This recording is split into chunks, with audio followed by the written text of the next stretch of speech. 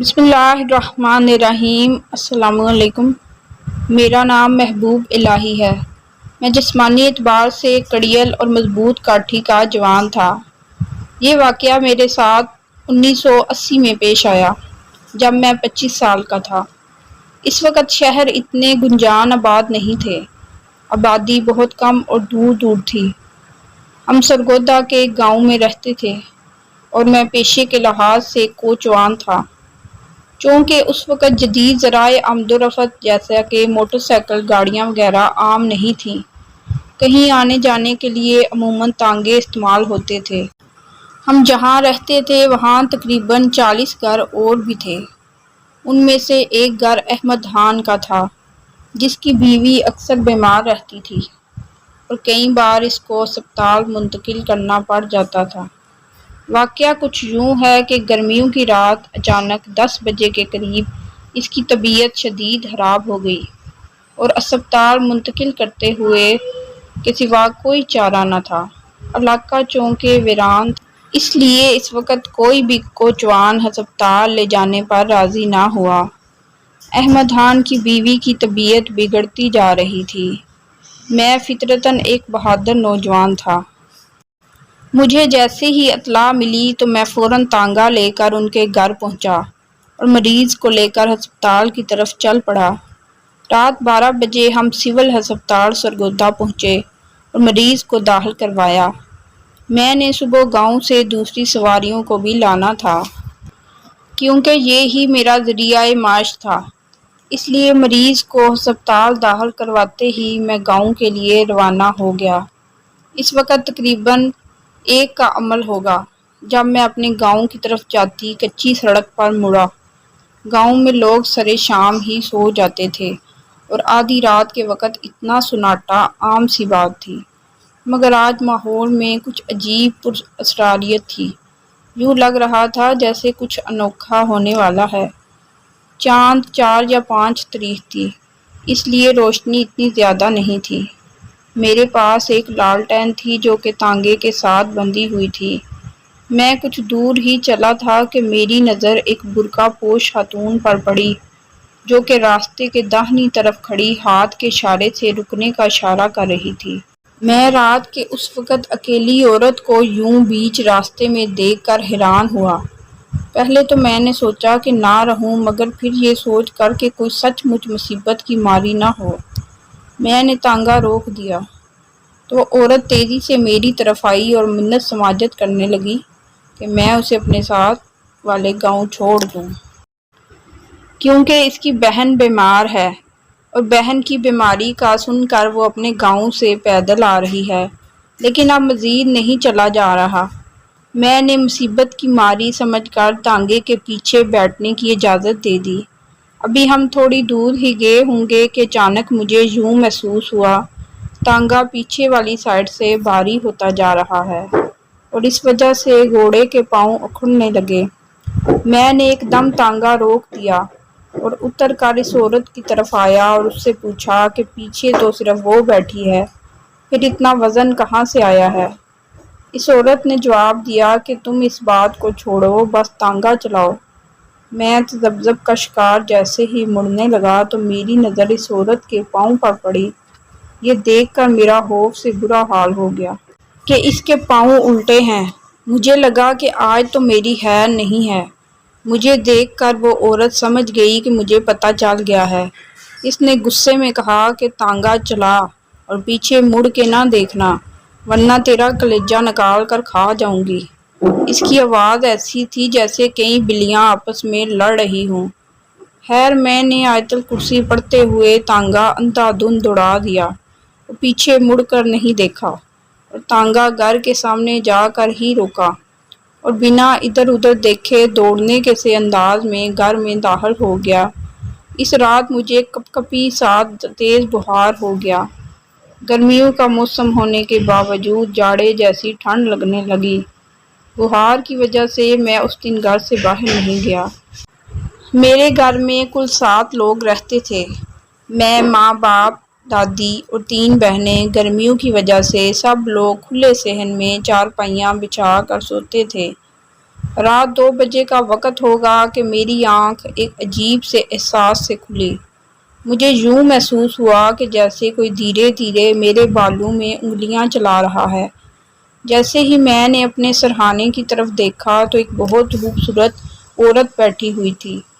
اس کو دیکھ کر جیسے ہی میں نے چیخنے کے لیے منہ کھولنا چاہا تو اس نے میرے منہ میں ہاتھ رکھ دیا، میرے کان میں گڑائی کہ اگر اپنی اور اپنے گھر والوں کی زندگی عزیز ہے تو چپ رہو۔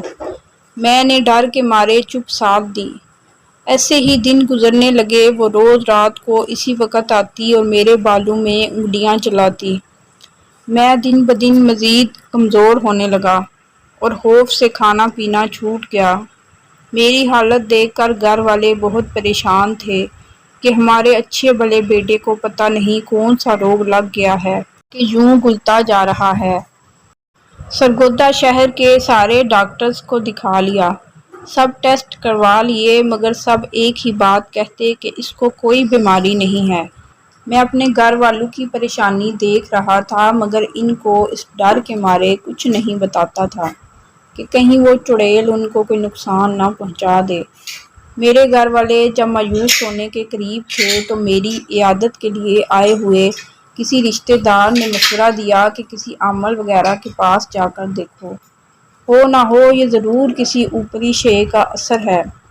گھر والوں کو امید کی کرن نظر آئی اور اگلے ہی دن میرے والد صاحب اور چچا زاد بھائی ساہیوال روانہ ہوئے، کیونکہ وہاں ان دنوں ایک عامل کی بہت شہرت تھی۔ 2 دن بعد وہ لوگ اس عامل کو لے کر لوٹے۔ اس عامل نے میری حالت دیکھتے ہی کہہ دیا کہ اس پر بہت خطرناک چڑیل کا اثر ہو گیا ہے۔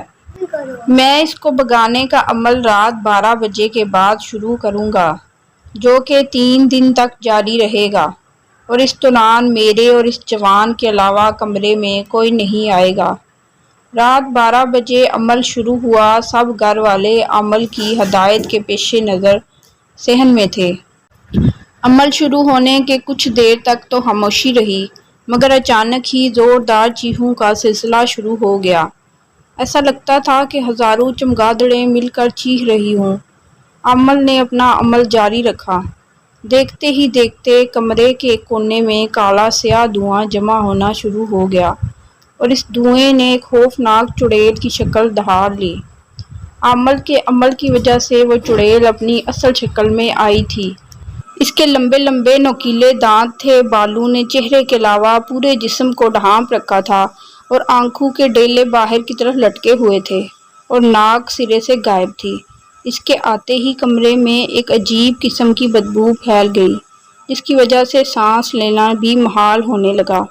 میری خوف کی وجہ سے بری حالت تھی کیونکہ وہ میرے سامنے ہمیشہ شکل بدل کر آئی تھی، جس سے اتنی خوفناک نہیں لگتی تھی۔ اس چڑیل نے آتے ہی گڑا کر کہا کہ تو کون ہے جو مجھے میرے پیار سے دور کرنے کی کوشش کر رہا ہے؟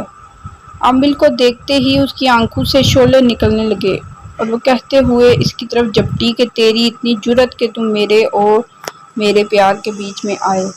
اس نے عامل کو اٹھا کر دیواروں پر پٹکنا شروع کر دیا۔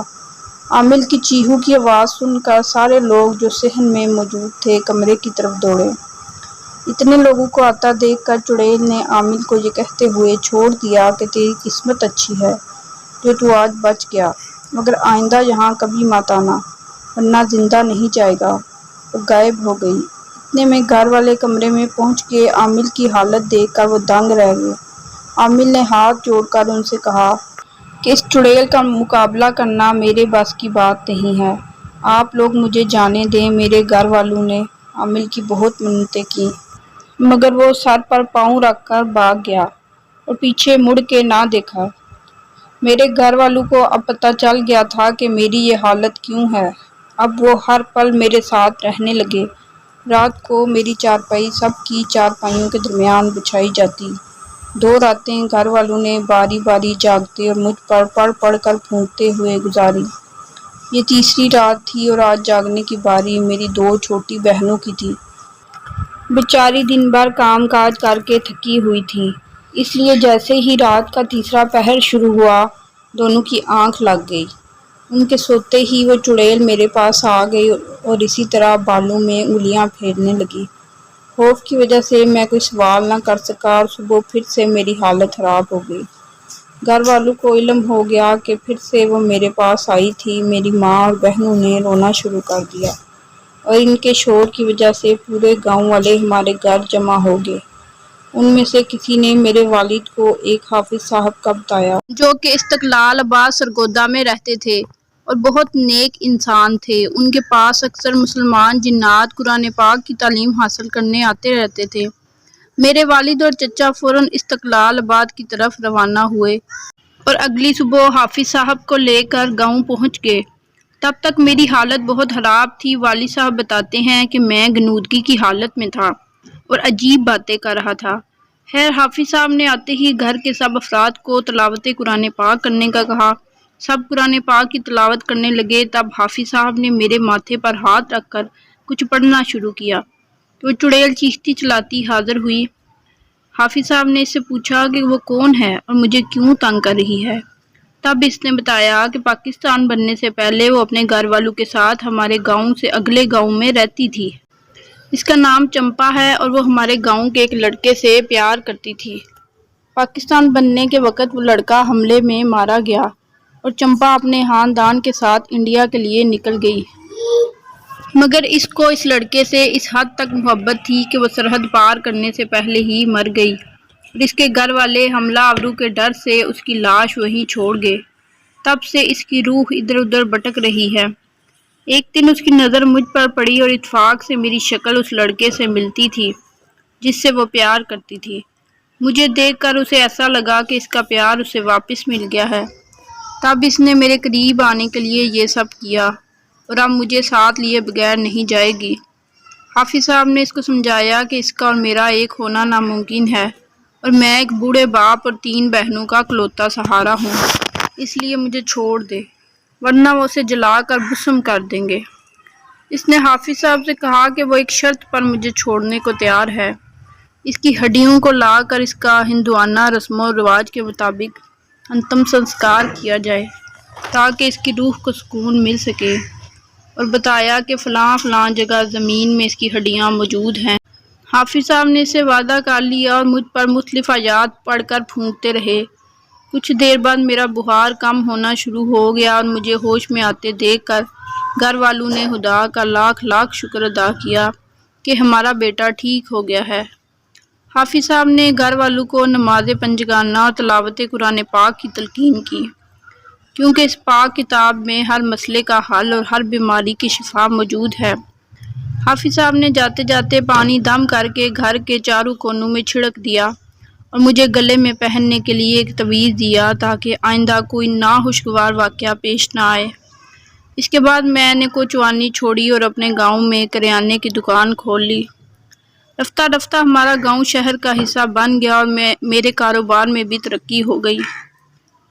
میرے گھر والے آج بھی ان حافظ صاحب کو دعائیں دیتے ہیں۔ اگر آپ کو میری یہ ویڈیو اچھی لگی ہے تو اسے لائک اور شیئر کر دیں اور چینل کو سبسکرائب کرنا نہ بھولیں اور کمنٹ سیکشن میں اپنی رائے کا اظہار ضرور کیا کریں۔ شکریہ۔